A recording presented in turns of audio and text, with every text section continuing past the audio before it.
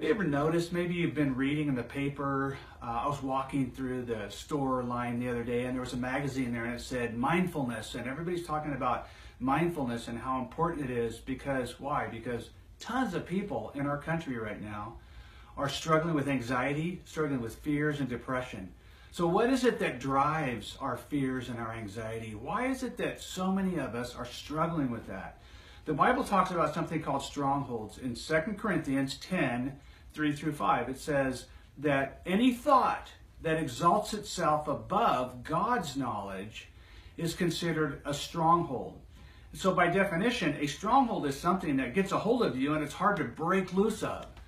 And one of the things I tell people a lot is that whatever you're feeling is based on what you're believing. Like a friend of mine who gave me this bumper sticker, it says, "Don't believe everything you think."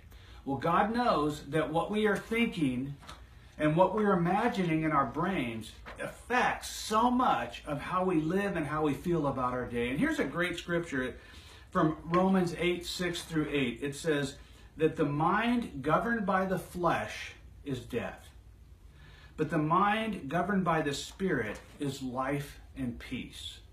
Strongholds are beliefs and perceptions that are ruled over and governed by fear and doubt.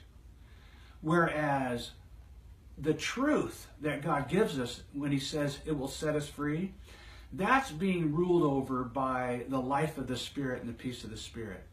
And so there's all kinds of strongholds that we struggle with.